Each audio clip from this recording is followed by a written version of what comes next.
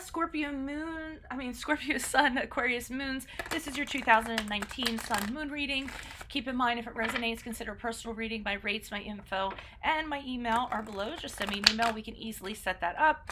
When you view this is when you're meant to see it. It does not matter the time of year. I'm doing them in the order of requests in the comments, so post yours up. The first portion of this video will be me reading the textbook definition of your Sun Moon sign, so please look at the source I credited below in the description box. I will then lay out the main cards. We'll take a quick look at your 2019.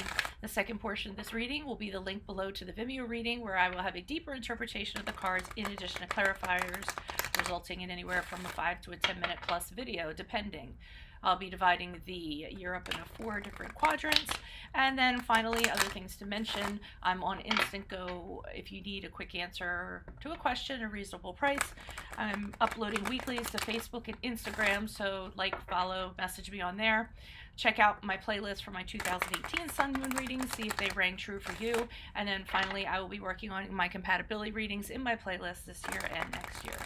Okay, so Scorpio Sun, Aquarius Moons. The combination of your sun sign and your moon sign may create a rather quiet exterior, but inwardly there's a great deal of mental pressure and constant flow of undercurrents. You often seem to be absorbed in another sphere of existence and above being actively involved in mundane activities surrounding you. This combination blends the emotional force, determination, and willpower of Scorpio with the originality, ingenuity, and friendliness of Aquarius.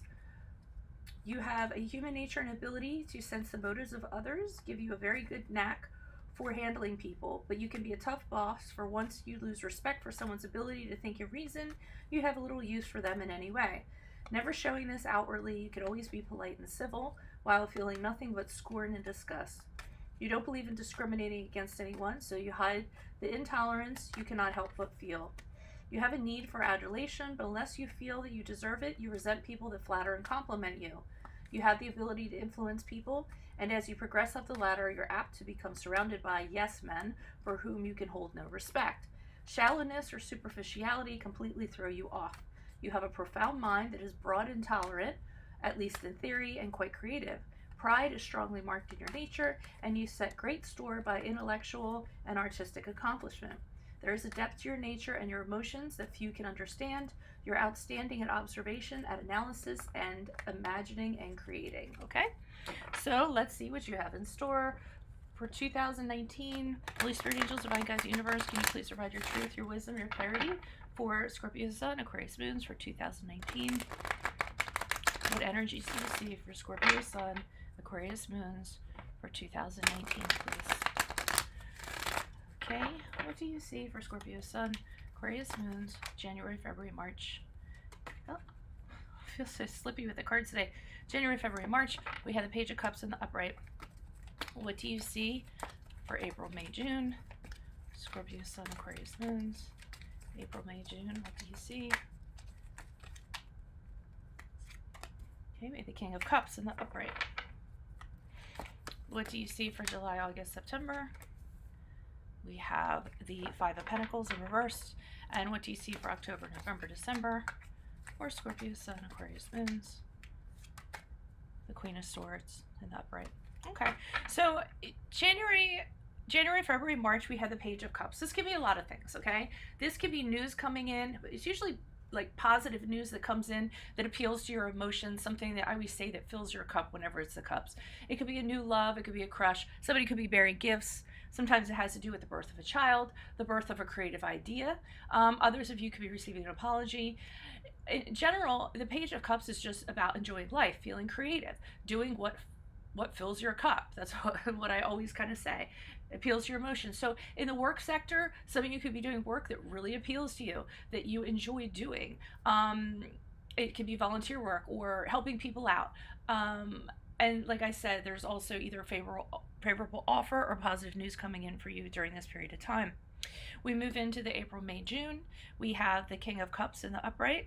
The King of Cups in the upright is really, this is an individual you could be dealing with, an older person who's a patriarch, patriarchal type.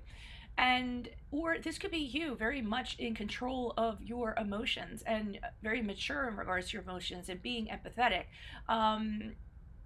If it's a person, it's somebody who usually is an ideal father, an ideal partner, somebody who is, he really is one of the best cards to have. So you could very well be meeting this person. It doesn't have to be a romantic interest. It could be within a work sector or what have you, a friend. He's a great mediator.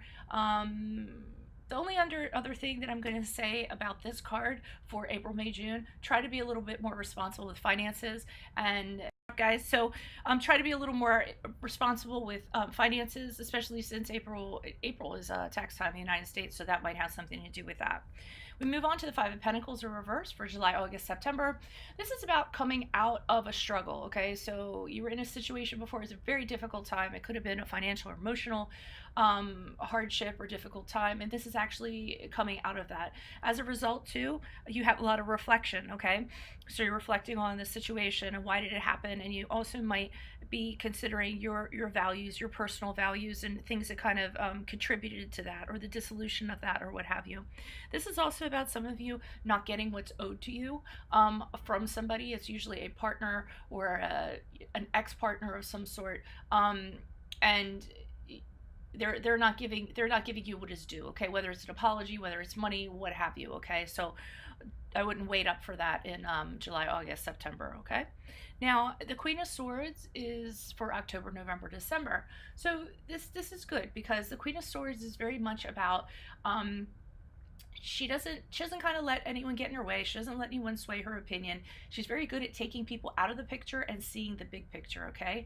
Very independent, very goal-oriented. She knows the way. She has total honesty. She thinks with her head, not with her heart. And it seems like the end of the year, either you're going to know somebody like this or you're going to proceed forward like this and not allow your feelings to kind of sway you or distract you or kind of get in the way. Having very pure, directed thoughts the end of the year, okay? In regards to what you're going to do or moving into the new year, all right?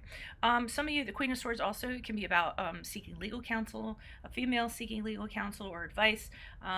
So that could happen then too. All right, so I'm going to meet you in the link below. Just click on the link below. It'll take you where you need to go to the Vimeo reading. I'll get a deeper interpretation of this.